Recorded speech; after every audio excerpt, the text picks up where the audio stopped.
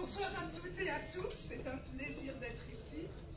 Je voulais juste faire une toute petite rectification parce que je ne suis plus directrice du CESTI. Quand j'ai achevé mes 2 mandats de directrice, comme je pense que la gouvernance s'applique d'abord à soi-même, je suis partie, puis ensuite on m'a mise à la retraite. Mais vous savez qu'une femme ne prend jamais sa retraite.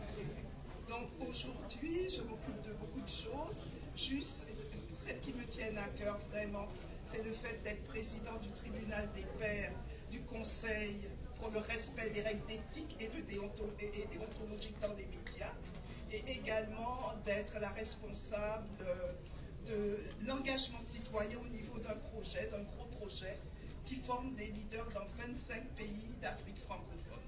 Voilà. Alors c'est un petit peu mon parcours. Nous n'aimons pas dire que nous sommes des experts et pourtant nous devrions apprendre à le dire et à le vivre. Alors c'est un peu le parcours qui a fait de moi ce que je suis aujourd'hui. Années 70. Tu ne peux pas, tu ne dois pas. Déjà, tu fais un métier d'homme.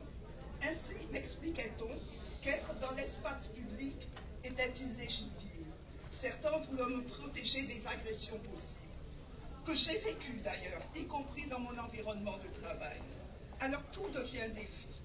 On me donne la page des femmes au soleil nouvellement créée, j'en fais une page de réflexion, de description des combats des femmes, de culture, de solidarité. Par exemple, en me faisant embaucher comme ouvrière chez les femmes transformeuses de poissons pour mieux connaître leur vécu et pour parler de l'intérieur de la vie des femmes. Après avoir sillonné les 4 conférences mondiales, c'est désormais le monde des femmes à l'international qui m'intéresse. J'ai pu me rendre légitime pour aller sur des terrains d'opération.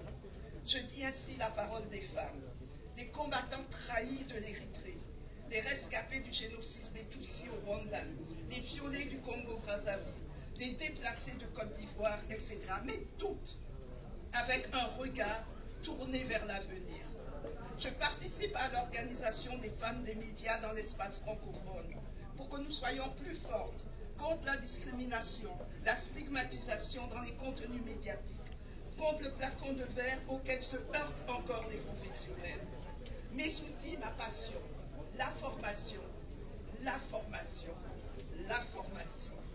Comme directrice du Centre d'études des sciences et techniques de l'information, j'en fais mon combat. Faire aussi des femmes journalistes et leaders. Travailler avec les médias et les femmes des médias sur les questions de sécurité. Il y a bien eu des tentatives de déstabilisation de ceux qui m'appelaient la femme là. Mais ils ne savaient pas que cela ne me déplaisait pas. Le plus difficile me va. Aujourd'hui, c'est mobiliser hommes et femmes de ma profession pour faire d'un nouveau regard sur les femmes une question éthique et déontologique. C'est ainsi que nous dirons d'Afrique dans sa diversité, en redonnant une voix aux femmes d'Afrique, farceuses que je suis désormais. Merci.